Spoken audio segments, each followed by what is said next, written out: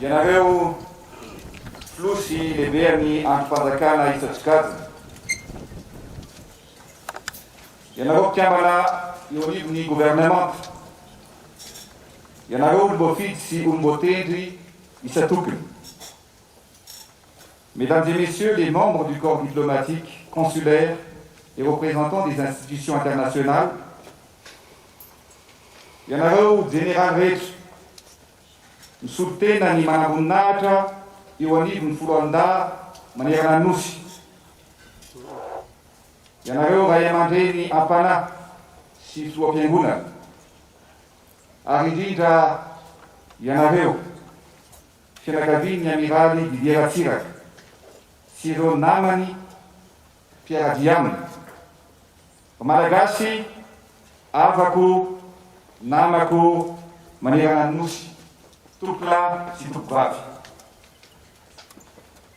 Tafavory eto amin'ity lapam-panjakana ny avoloa ity isika rehetra anio fa 7 martsa 2024.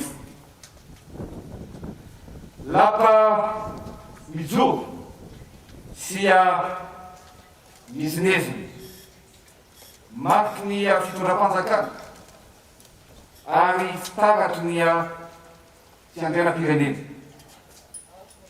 Lapa miavaka eto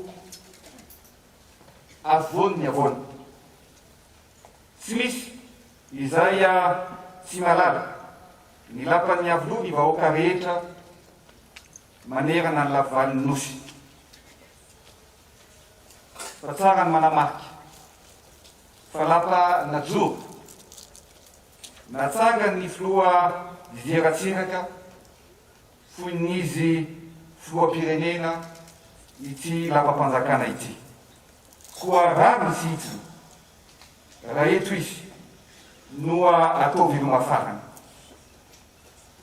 Ny sainam-pirenena fotsy, mena, maitso no tiaviny sy nolalainy noa mifaofa isan'andro ety amin'ity toerana ity, ary mandrakotra azy ny vatana mangatsiaka ary itsalorany manokana izany sainam-pirenena izany anio eto ambany miariko ny lapa naverany sy napetrany olovain'ny malagasy. Ry malagasy namako, avako, ianareo rehetra manatitra etony amin'ny alahelo lehibe tokoa noa hiatrehako anareo amin'izao andro nalatsan'ny amiraly Didier Ratsiraka filoam-pirenena teo aloha izao. Nandao atsika ny amiraly very olomanga ny firenena. Filoam-pirenena teo aloha fotsiny noa mandao atsika androany fa endriky ny sehovana ny fitiavan-tanindrazana sy ny fiarovana ny ambom-pirenena zay ny mandao atsika androany. Tsy izoina amintsika rehetra na tanora na zokiolona izany amiraly Didier Ratsiraka izany. 20 taona no niaina tao anatin'ny tontolo politika. Rafitinina ny lalam-piainany dia toy izao. Teraka tamin'ny 4 novambra 1935 tao Vatomandry izy. Zanak Tomasina avy any amin'ny faritra Antsinana. Zafikely ny gouvernoran'ny Vatomandry ary taizany mpitaritolona tamin'ny 7 sy 1930. Mpianatra ho manamboninahitra tao amin'ny école navale de Brest ny amiraly Didier Ratsiraka.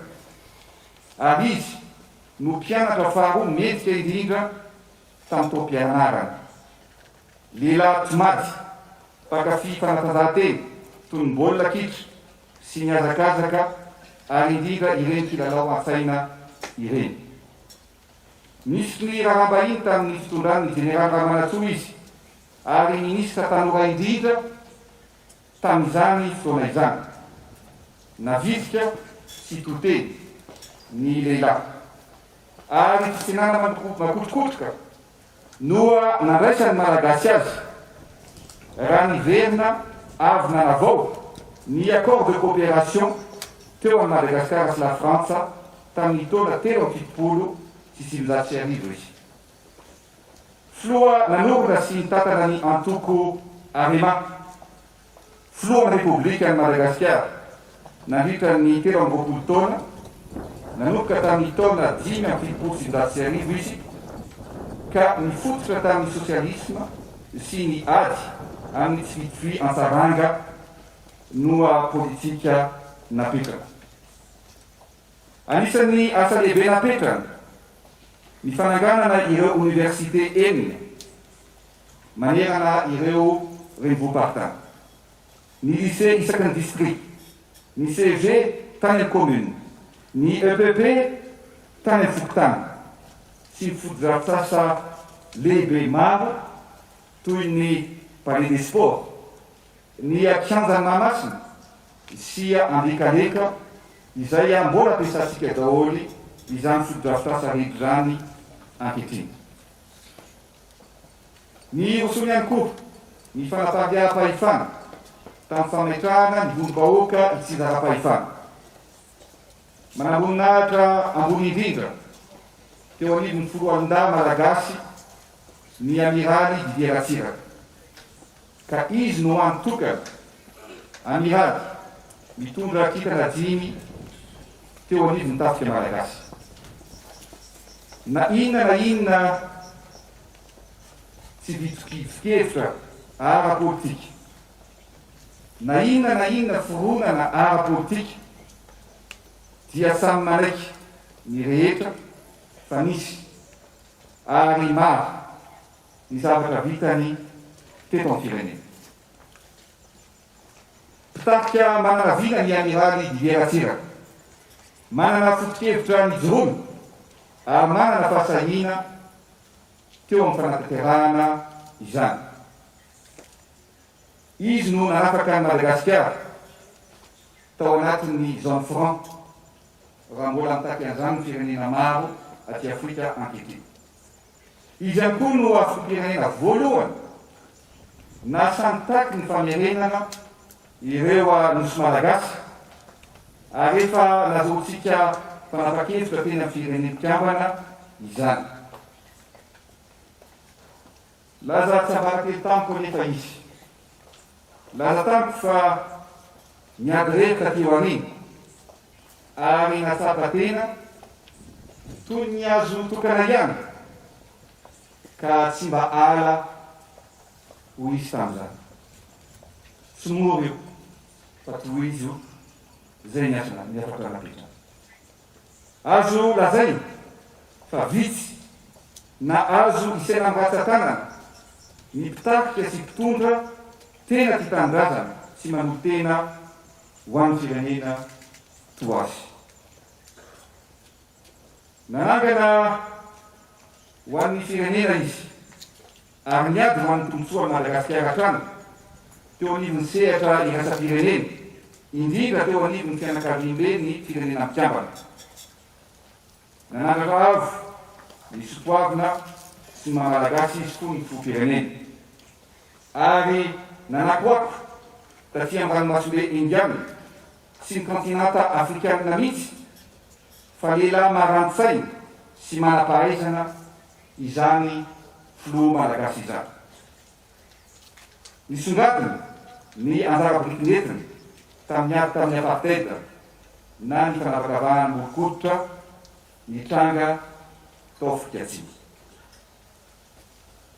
Hita taratra sy tsapa ny finiavana, ny fahavononana ary ny fitiavany tanindrazana ka napetrany sy ny fosany ny targetra hoe Madagasikara tsy mandoaky. Ry malagasy namana, ry malagasy havana, lasa ilay andrareziny Madagasikara. Ilay ray aman-dreny tsy nikely matsisaina hatramin'ny andro farany izay niainany ny amiraly Didier Ratsiro. Ary ny aliny nalasany izy dia mbola niantso aho tamin'ny 10 alina latsaka fahefany, ary tiako no manamarika fa mbola tomaty tsara sy feon'olona marary no niresaka tamiko talohan'ny alasany. Anisan'ireo resaka ny fanaovanay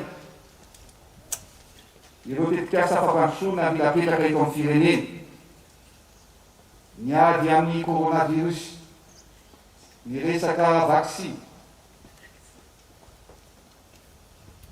sy maro samihafa. Tsy nitsahatra izy nanome torohevitra sy torolalana, ary na dia ray aman-dreny ary izy manoro hevitra miantso dia ao anatiny fifanajana tanteraka ny resaka ny fanaovana ny anaka. Ary ny zavatra tsapako dia hatramin'ny ora farany dia mbola ifandrosoan'ny firenena no tepitaopony sia nibana tao an-tsaina. Sarotra amiko nino hoe ny amiraly mbola miresaka tamiko ny alina no lava ny maraina. Folaka andro ny akinana ny fianakaviana, toana tokoa ny fo ary vaoatra tokoa ny lehibe, fanody masoandro ilay ray aman-dreny olobe ny firenena. Nandao anay ianao président, misaona amin'ny firenena, toa mbola rehapiany anefa ilay feonao manao hoe mara-piona. Ianao no lasa fantsiavanao kosa dia mitoetra ao aminay. Tany nahitanao masoandro i Madagasikara, sia tany hodinao mandry ihany koa. Tsy azo kosehana ao anatin'ny tantara Madagasikara ny anaranao. Eto dia mitodika manokana aminareo zanany sy ny fianakaviana, indrindra ianareo zanaka naterana. Afaka mireare ianareo satria ny foto-kevitra napetrana dia mitoetra ho an'ny taranaka malagasy rehetra. Singaniko manokana amin'izany ny teny nolazay manao hoe malagasy eo, kanefa tsy ny naterahako teto Madagasikara no mamalagasy ahy, fa ny naterahany Madagasikara ato anatiko. Je suis malagasy, non pas parce que je suis né à Madagascar, mais parce que Madagascar est né en moi, disait l'amiral. Ny malagasy namana, havana, ianareo rehetra manatrika etony. Anio 20 martsa dia daty manan-tantara, nanamarika ny tolom-pahafahana nataon'ireo mahery fo niady ho an'ny fahaleovan-tena ny Madagasikara. Ary mahatsiaro manokana n'izy rehetra ireo isika ankehitriny. Efatra amin'ny 70 taona aty aoriana, 20 martsa 2024, dia manao veloma farany ny lehilahy mahery fo ny firenena, izay naloka tena ho an'ny Madagasikara ny malagasy. Andro izay saitsainantsika rehetra ny tantarany ity firenena ity, na ny lasa na ny ankehitriny, fa indrindra ny ho avy.